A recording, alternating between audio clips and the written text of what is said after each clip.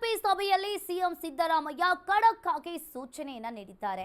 ಅಧಿವೇಶನದ ಹಿನ್ನೆಲೆಯಲ್ಲಿ ಶಾಸಕಾಂಗ ಸಭೆಯನ್ನ ನಡೆಸಿದ್ದ ಸಿಎಂ ಸಿದ್ದರಾಮಯ್ಯ ಸಭೆಯಲ್ಲಿ ಕೈ ನಾಯಕರಿಗೆ ಸಿದ್ದು ಖಡಕ್ ಆಗಿ ವಾರ್ನಿಂಗ್ ಅನ್ನ ಕೊಟ್ಟಿರುವಂತದ್ದು.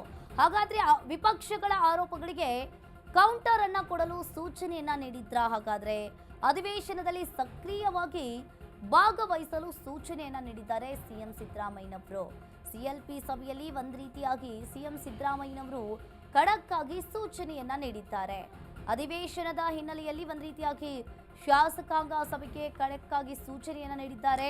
ಅಧಿವೇಶನದಲ್ಲಿ ಸಕ್ರಿಯವಾಗಿ ಭಾಗವಹಿಸಬೇಕು. ಸಿಎಲ್ಪಿ ಸಭೆಯಲ್ಲಿ ಸಿಎಂ ಸಿದ್ದರಾಮಯ್ಯ ಕಾರ್ಯಕರ್ತರಿಗೆ ಶಾಸಕರಿಗೆ ಖಡಕ್ ಆಗಿ ಸೂಚನೆಯನ್ನ ನೀಡಿರುವಂತದ್ದು. ಕಾಂಗ್ರೆಸ್ ನಾಯಕರಿಗೆ ಶಾಸಕಾಂಗ ಪಕ್ಷ ಸಭೆಯಲ್ಲಿ ಸಿಎಂ ಸಿದ್ದರಾಮಯ್ಯ ಹಾಗಾದ್ರೆ ಹೇಳಿದ್ದೇನು?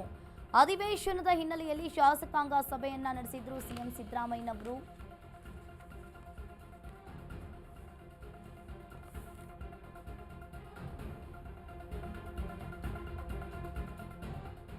ಇನ್ನು ಹಾಗಾದ್ರೆ ಜಿಲ್ಲಾ ಮತ್ತು ತಾಲೂಕು ಪಂಚಾಯಿತಿ ಚುನಾವಣೆಗೆ ಸಿದ್ಧರಾಗಿ ಕಾರ್ಯಕರ್ತರನ್ನ ಶಾಸಕರನ್ನ ವಿಶ್ವಾಸಕ್ಕೆ ತೆಗೆದುಕೊಳ್ಳಿ. ಸಿಎಲ್ಪಿ ಸಭೆಯಲ್ಲಿ ಕೈ ನಾಯಕರಿಗೆ ಸಿಎಂ ಸಿದ್ದರಾಮಯ್ಯನವರು ಸೂಚನೆಯನ್ನ ನೀಡಿರುವಂತದ್ದು. ಗ್ಯಾರಂಟಿ ಯೋಜನೆಗಳ ಬಗ್ಗೆ ಜನರಿಗೆ ಮನವರಿಕೆಯನ್ನ ಮಾಡಿ, ಸದನದಲ್ಲಿ ಶಾಸಕರು ಗೊಂದಲವನ್ನ ಉಂಟು ಮಾಡಬೇಡಿ, ಬಹಿರಂಗ ಹೇಳಿಕೆಗೆ ಬ್ರೇಕ್ ಹಾಕಿ ಅಂತ ಸಿದ್ದರಾಮಯ್ಯನವರು ಹೇಳಿದ್ದಾರೆ. ಬಿಜೆಪಿ ನಾಯಕರ ಆರೋಪಗಳಿಗೆ ಒಂದು ರೀತಿಯಾಗಿ ತಕ್ಕ ತಿರುಗೇಟನ್ನ ನೀಡಿದ್ದಾರೆ.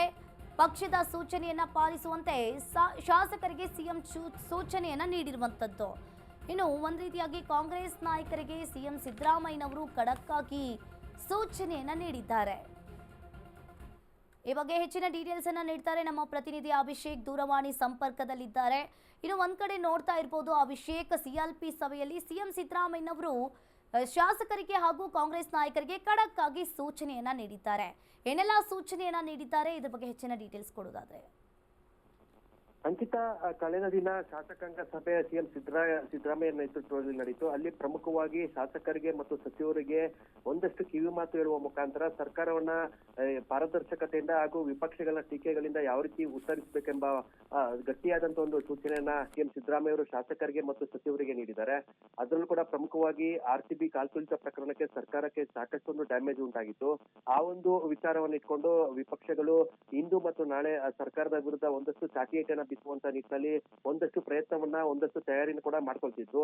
ಆ ಒಂದು ವಿಚಾರಕ್ಕೆ ಸರ್ಕಾರದ ಕಡೆಯಿಂದ ಶಾಸಕರಾಗ್ಲಿ ಅಥವಾ ಸಚಿವರಾಗ್ಲಿ ಸಮರ್ಥವಾಗಿ ಉತ್ತರ ಕೊಡಬೇಕು. ಈ ಒಂದು ಪ್ರಕರಣದಲ್ಲಿ ಅಧಿಕಾರಿಗಳ ಶಾಮೀಲು ಇದೆ, ಜೊತೆಗೆ ಸರ್ಕಾರದ ಏನು ಭಾಗಿಯಾಗಿದ್ದಾರೆ, ಸರ್ಕಾರದ ಇದು ಸಂಪೂರ್ಣ ನಿರ್ಲಕ್ಷ್ಯ ಅಂತ ಏನು ವಿಪಕ್ಷಗಳು ಟೀಕೆ ಮಾಡ್ತಿದ್ದಾರೆ, ಅದಕ್ಕೆ ಸಮರ್ಥವಾಗಿ ಉತ್ತರ ಕೊಡಬೇಕು. ಅಗತ್ಯ ಬಿದ್ದರೆ ದಾಖಲೆಯನ್ನು ಕೂಡ ಒದಗಿಸಬೇಕಂತ ಸಿಎಂ ಸಿದ್ದರಾಮಯ್ಯ ಅವರು ಶಾಸಕರಿಗೆ ಸಚಿವರಿಗೆ ಕಿವಿ ಮಾತನ್ನ ಹೇಳಿದ್ದಾರೆ.